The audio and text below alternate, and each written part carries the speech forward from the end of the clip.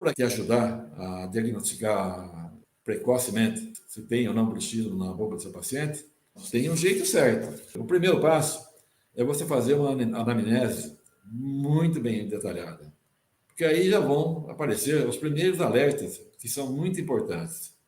Esses alertas têm a ver com a atividade que esse paciente exerce, né, qual a profissão que ele exerce. Tem profissões que são mais propícias para desenvolver o bruxismo. Hoje, a porcentagem da população é muito grande que desenvolve o bruxismo. Mas tem algumas profissões que é pior. Imagina um policial de uma cidade grande, né? Imagina um piloto de avião, as responsabilidades que tem, né? Motorista de ônibus lá na grande cidade. E não conversa com ninguém, parece que fazem parte de uma máquina. Mas tem uma responsabilidade enorme, não é verdade? Então, dependendo disso, isso é um detalhe que você vai colocar na anamnese e que vai trazer informações. A qualidade do sono dele, como é que está, né? Se ele está dormindo bem, se ele não está. Detalhes. Põe isso na sua cabeça. Detalhes que fazem a diferença depois no final de todo o seu trabalho. Segundo passo, esse é o X da questão em termos de bruxismo, né? Verificar se tem dentes desgastados. Tem sinais, tem desgastes que são muito sutis. Quase não dá, até para o dentista, até fica meio difícil para aparecer, né? Mas o dentista que estiver atento, ele vai sim conseguir achar esses desgastes que estão presentes no dente e mostrar para o seu paciente. Né? Porque não adianta você só pegar e olhar e falar e o paciente não vê. Porque o paciente não percebeu até agora, porque ele não teve dores causadas pelo bruxismo. Você está antecipando, certo? Terceiro passo, verificar se tem marcas na língua. Porque quando o paciente tem bruxismo, ele não só aperta dente contra dente, né, ou raspa dente contra dente, como também ele aperta a língua contra os dentes, ele aperta a bochecha contra os dentes. E ficam as marcas, né? Na parte de cima da língua, fica o sinal certinho do dente ali, em todos os dentes, principalmente na parte da manhã. Ele passou a noite apertando os dentes e a língua contra os dentes. Isso aí é muito importante e denuncia, né? Que esse paciente, na fase que ele está visitando o seu consultório, que está passando pela consulta, ele tem sim, passando por uma fase de tensão. Os cuidados têm que ser redobrados, né? Você vai gastar um pouco mais de tempo agora, mas você vai economizar muito em tempo, evitando de ter que refazer trabalhos depois. Então, essas marcas na língua ajudam muito a saber qual a fase da vida que a pessoa está passando. Um detalhe importantíssimo é verificar se está tendo retração gengival. Retração gengival, se pensa que tem a ver com escova dura, com muita força na escovação. Não. A escova apenas remove aquilo que o bruxismo fez, né? Se você pegar e ficar apertando aqui em cima da minha mão, aqui, por exemplo, se você ficar apertando aqui, logo em seguida, né, começa a ficar, vai incomodar. E quanto mais incomoda, mais você aperta. Daí fica vermelho em volta, fica inflamado ali em volta. É um processo de defesa do organismo.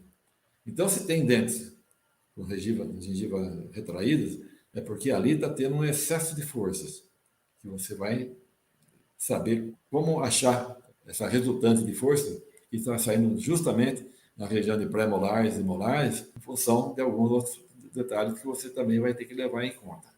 Verificar se tem marcas na bochecha, assim como na língua, também na bochecha, acabei de falar, né? É um conjunto de forças ali agindo sobre os nossos dentes e que pode, num determinado momento, provocar aí uma mudança de posição, provocar um calo, um machucado, né? A pessoa pode morder ou mastigar, morder a bochecha, né? Machucar por causa disso. Falta tudo de orientação, até como se alimentar. Prestar atenção, né? Aí já é nos casos mais adiantados, mas que nunca foi falado para o paciente.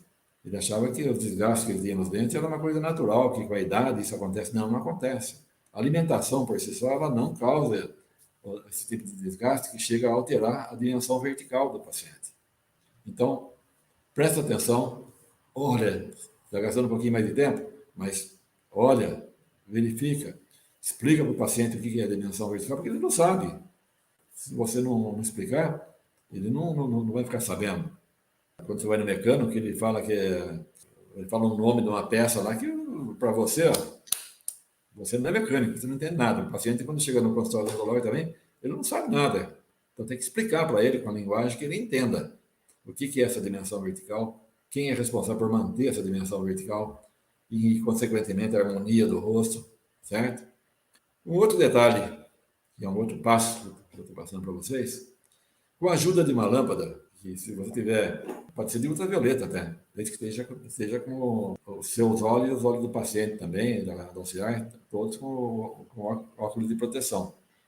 Usar a lâmpada ultravioleta, da face limbal dos dentes, você percebe as trincas de esmalte que existem nos dentes, que eram confundidas, né? Pensando-se que trinca de esmalte era por causa de uso de quente e frio alternado. Não, hoje eu consegui mostrar no meu livro, inclusive, a capa do meu livro, ele mostra, existem trincas que pega em cima e tem até embaixo, né? Eu coloquei bem assim, vou mostrar para vocês até aqui, ó. O que você anda mordendo, né? Certo? Mostrando aí, ali, ó, as trincas que estão ali que tem em cima e continua nos dentes de baixo. Aqui está bem exagerado, o artista que fez a capa, ele tinha passado por mim, né? E durante a vida dele ele teve fase de bruxismo e acabou desgastando bem os dentes dele. Por sorte, ele acabou passando para fazer esse meu trabalho e aprendeu tudo sobre bruxismo e, salvou, e conseguimos reverter o quadro dele praticamente assim, sem que ele perdesse nenhum dente. Verificar se tem dentes com diastema, os famosos espaços, né? Que o paciente chega com diastema e você pergunta para ele, lembrando que você está dedicando tempo para economizar tempo, né?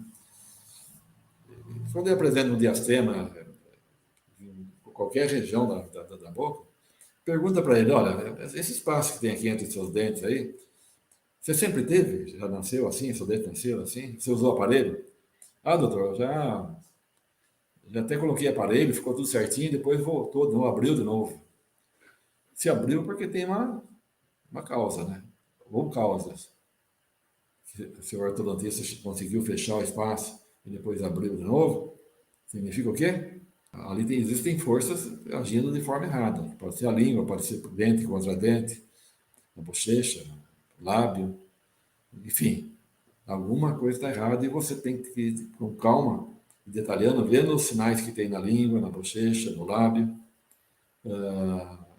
os desgastes que tem nos dentes, que são os responsáveis por manter a mordida na posição cêntrica ideal. Junto com os diastemas, e nesses dentes que sofreram diastema, você deve verificar também se existe ali dentes com mobilidade.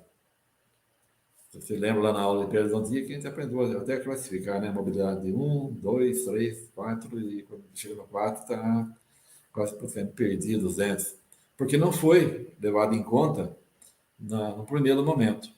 Então, o paciente passou por muitos dentistas e nunca ninguém falou para ele que aquilo lá podia ser evitado. Porque ele falou, não vou pôr aparelho para depois voltar de novo. Se eu coloco, depois volta, então não adianta, para um pouquinho. Vamos ver por que voltou. Então, esse paciente ele vai ver você com outros olhos. Então, não é o tempo que você está jogando fora, você está ganhando tempo.